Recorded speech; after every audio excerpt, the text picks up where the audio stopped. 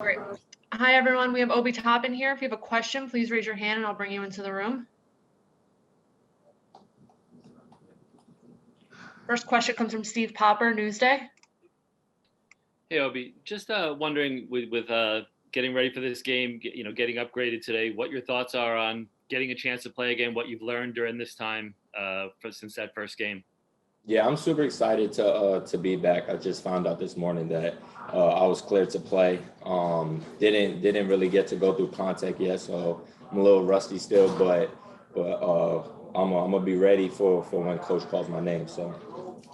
Next question comes from Pat O'Keefe. Obi, how difficult has this been for you? I mean, getting to play preseason and then that first game and being shut down for 3 weeks.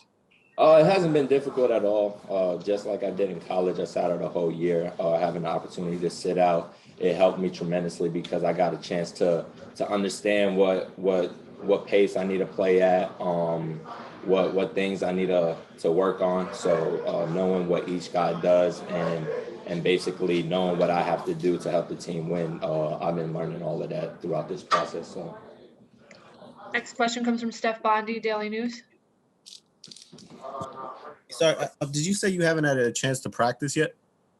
No, I was just cleared. I found out I was just cleared this morning, so I haven't had the time to practice yet. No. How comfortable are you playing without practicing? I feel really comfortable. I feel like I'm ready.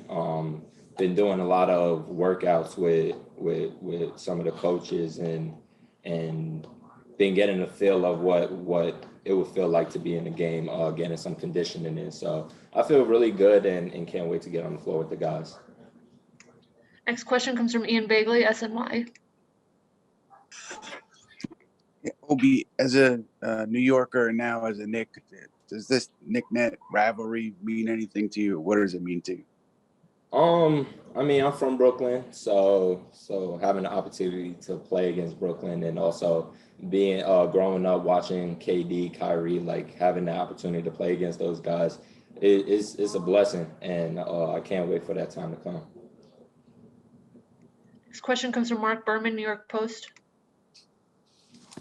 Hey, Obi, what has the coach told you about the possibility of actually getting minutes tonight since you haven't had any practice? Although you had contact with coaches, but not with like a formal team setting. Is that what you mean? Yeah. So this morning I was told I was cleared to be able to play in the game. With the times that I like this past week, I've been doing a little bit more conditioning and on-court workouts with contact, but only with coaches. I haven't been doing it with players, just so that I can get kind of a feel of what it will be like, basically simulating the game. So. Last question comes from Mike Vorkunov, The Athletic. Hey, Obi. Do you have an idea yet of whether you might play tonight, and just how much do you think you're able to play at the moment, considering you haven't gone through even contact practice? I'm not really sure on how much I'll play today. Just like I said, I just found out this morning that I'm able to play today. So I'm gonna be ready whenever coach calls my name, and whenever that time is gonna be amazing. So. Thank you, Obi. Hey, everyone. We have Taj Gibson here. If you have a question, please raise your hand and I'll bring you into the room. First question comes from Steve Popper, Newsday. Hey, Taj, welcome back. Just wondering, I guess, how ready you feel, what kind of condition you kept yourself in, and what it's been like waiting for this opportunity. I stayed in good shape. I was working out every day, stayed in the same routine. I'm a worker, so I'm gonna stay in good shape. It was a little bit different, having to go through the protocols of what the league wants last couple of days, but back around the guys, getting back some good reps of just getting back in the rhythm of things with being around the guys. Next question comes from Steph Bondi, Daily News. Hey, Taj, can you just kind of take us through what happened in this offseason? And did you always have a thought that you were going to sign with the Knicks? And, and take us through the process of actually getting it done. Well, the off season, I was just focused on working out. Just wanted to stay in good shape. I was just always prepared and ready, but I was always in good contact with Scott and the coaching staff. So always watching the games, always staying in tune. But just had a good relationship, and when they gave me a call, I was real happy and understanding that it's a great opportunity to be back around the young guys, to be back around the old familiar faces, and the coaching staff is great. So it was a no-brainer. Next question comes from Mark Berman. Hey, Taj, welcome back. It sounds like you want to play tonight, even though you haven't really been practicing, and you've watched the team, I guess, on television. And what are your thoughts about the Thibodeau coach Knicks? It's been great so far. Defense has been great. There's been a lot of injuries, but I'm just going through the protocols, what the team needs me to do. Just being around the young guys, trying to get reps up, just being ready for any kind of thing thrown my way. I'm a veteran, but I'm just extremely happy to be back around the guys. When you've been away from them for so long, that long break of not being in the bubble, and then the long off season, and to get back here, I'm just excited just to be back around the guys. Next question comes from Pat O'Keefe. Taj, can you describe the improvements you've seen in Mitchell Robinson's game? As far as it's the physical, his mental is just on point. Like just seeing how he's reacting, seeing how he's talking now in practice, and how he's understanding the plays before the game, the morning shooting around and things like that. He's maturing. It's great. I got a chance to be around some of the young guys yesterday and just get some reps up. It's been a great atmosphere. I'm enjoying it. Next question comes from Ian Bagley, SNY. Hey, Taj, I apologize if you were asked this already. But with Thibodeau, like, I know you haven't been around the whole season, but how, based on your past experience with him, how can he impact winning on an organization? Just by coaching.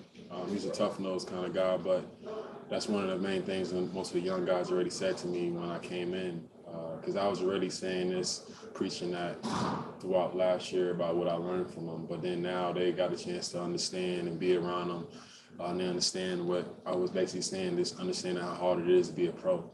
A lot of guys can talk it, but a lot of guys really have to walk it. And one thing about Tibbs, he's going to really push you to be the best person, the best player you're capable of being each and every day, because he never leaves the gym. He's in the gym 24/7. He really wants to see you improve, and they're taking a liking to it. I from the moment I came into the gym, I didn't really hear any complaints. Everybody was just more focused on getting better, and that's the main goal. Mike Vorkanoff, The Athletic. Taj, playing with Tom again, with Tibbs, and just being reunited in that way, does that make it easier to come back? Does it feel comfortable just playing with him as a coach again? For sure. Knowing that you know what he wants and you know what kind of attitude he wants every day in practice. Right now, my job, I'm just coming in trying to just be myself, just trying to bring energy to practice, bring energy to the atmosphere, and just wait my turn. Other than that, just push guys, try to get guys better. But Tibbs been doing a good job of that, and then I feel even more comfortable being around Leon, Scott, and then the coaching staff's been great, and it's just like I never left. Steve Popper, Newsday. Hey, Taj, on the Tom thing, do you see, whether you're watching on TV or in practice yesterday, do you see already, like, oh yeah, I recognize that, I can see that's Tom's imprint on this team? For sure. Same, almost same thing, but he's changing a way. You can see the different kind of things he's changing, as far as just critiquing his coaching a little bit, trying to understand the young guys, real talkative, but the main thing is just trying to help guys grow. We have time for two more questions. Next question comes from Mark Berman, New York Post. Hey Taj, just specifically having played for Tom, is it easy because the playbook looks very similar to you, so you're able to make the quick adjustment?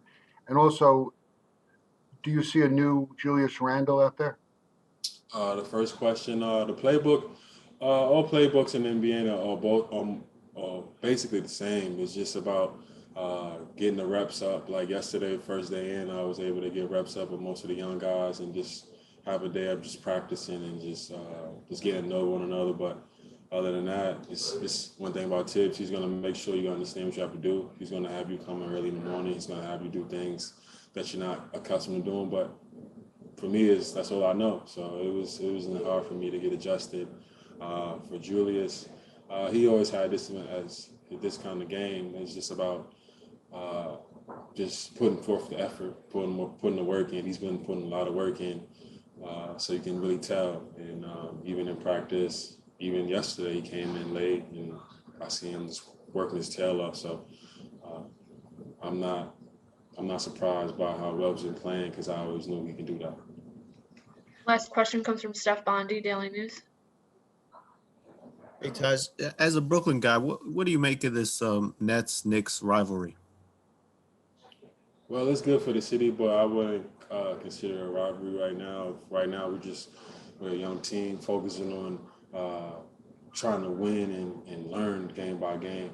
We're not trying to put in any expectations right now. We're just focusing on guys just getting better. That's the only thing. The wins will come, but right now it's just focusing on the day-to-day and becoming a professional basketball player.